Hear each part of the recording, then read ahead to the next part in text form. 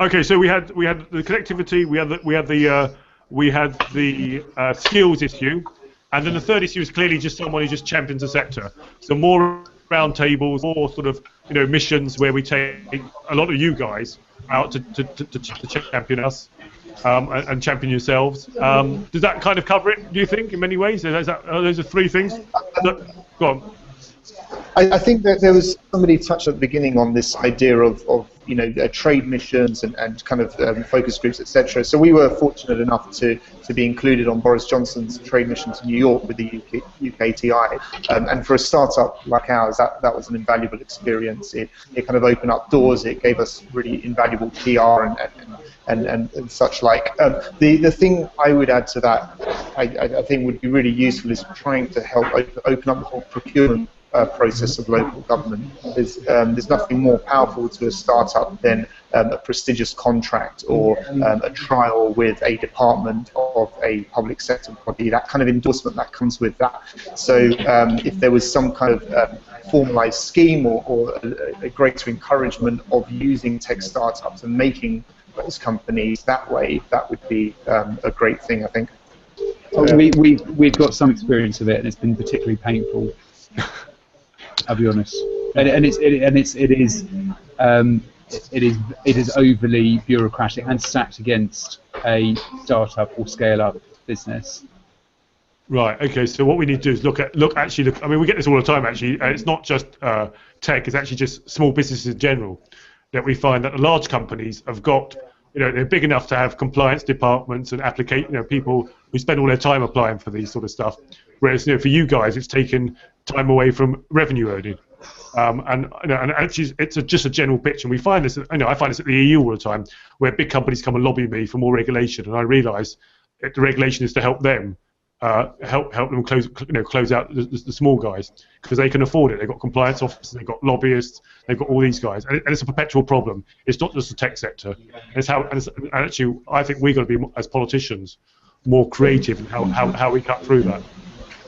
To give you an example, so Squirrel is on the Wire Unlimited program, which is run by Telefonica.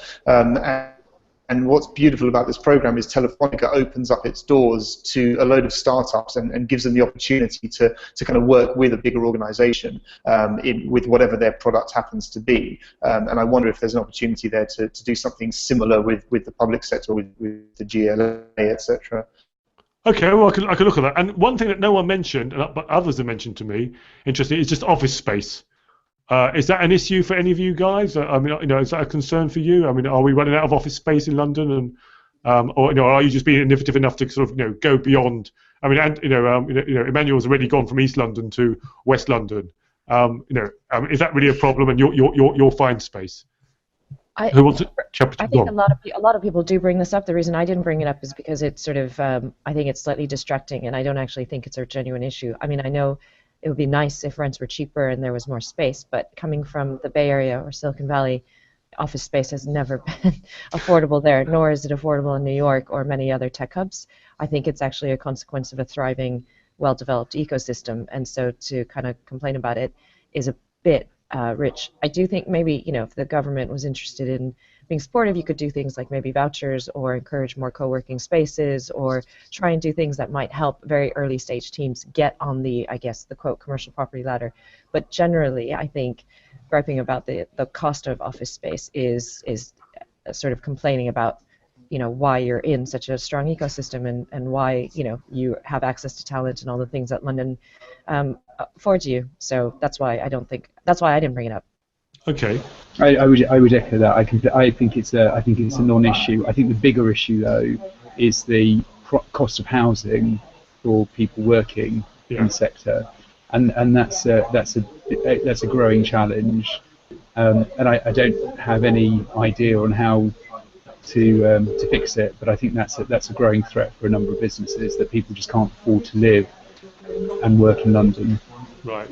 Okay. No, I mean, it's one of the things that I'm going to be looking at, and one of the ways we're looking at that is actually the supply of land. And what we find is it's not actually just private developers who are land banking is often accused. Actually, Lord Adonis, who's a Labour lord, wrote an article the other day about public sector land banking, the TfL, the NHS, local authorities, the GLA itself has quite a lot of land. That's how we release that land, and that's going to be one of the huge challenges. And plus, there's this fantastic project called Create Streets that's helping people to design higher density buildings. So you can redevelop existing estates, but higher density, but better designed. The problem is sometimes is that local authorities go in or the housing association goes in and redesigns it without proper consultation, and then you suddenly get pushback. So it's those sort of issues that I'm looking at. So issues we talked about today: connectivity, the fact that talent's clearly an issue, and so if someone said to you, and I know I get asked this question all the time, and I get frustrated by it, but if someone said to you, pick one issue that you should be championing, which one would it be?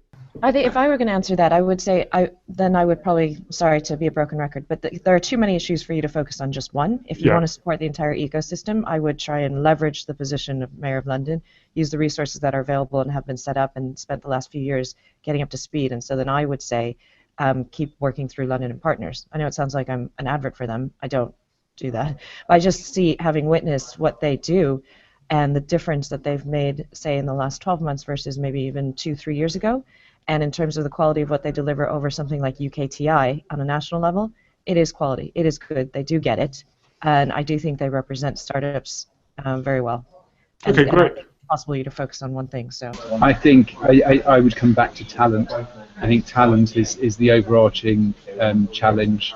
And I think I don't think it's just down to the tech sector. I speak to a lot of small and medium-sized business owners, and that's their number one challenge over all other challenges. Okay, thanks, Anthony. Emmanuel and Guy? Yeah, I would come in on the talent front. I think the biggest opportunity in terms of what could realistically be championed by the mayor is probably this idea of apprenticeship, so expanding apprenticeships, or getting younger people. There's a whole load of talent out there leaving school and getting them involved in the digital sector as an alternative way of filling that gap. Yes, it's a longer term project, but I think it's something that would be within your powers to kind of develop. Great. And Guy?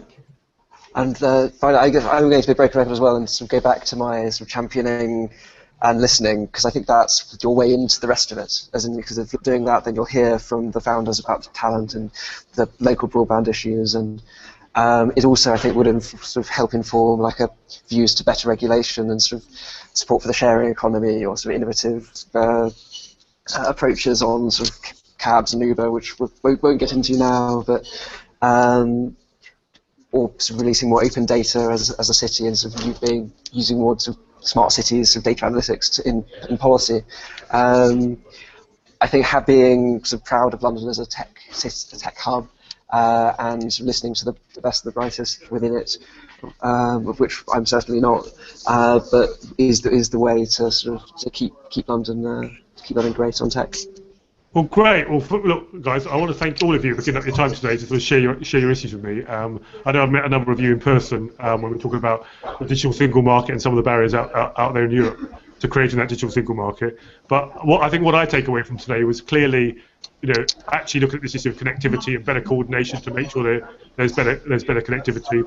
The whole issue of talent, right from the range of people from outside the EU and that bureaucracy and the barriers that are being put up, but right through to actually, and something very close to my heart personally, is how do we help those kids from less privileged backgrounds who have less opportunity, give them the opportunity to come into the tech sector, so they're not just staring across the water at a tall building or a tech sector, they're actually part of it. They're also benefiting but contributing to London's leadership in tech. And some of the other issues about continue to be an advocate for the sector, not being ashamed to be an advocate, and actually, and continuously listening to you, but making sure that around tables, other discussions where it's not only me listening to you, but others listening to you to really understand it. And finally, I suppose the other issue which was very interesting, but it's double-edged sword, is the whole issue of public procurement and getting some public sector contracts while remaining innovative. So can I thank you all very much? You've all got my details. If you haven't, you can find them. If you can't find them, then you're not using your tech properly. And drop me an email. Feel free to follow up anytime. I'm really happy to talk to all of you. And thank you very much. I really appreciate your time today. Thanks. Thank you. Thanks. Thank you. Thank you. Bye-bye. Bye.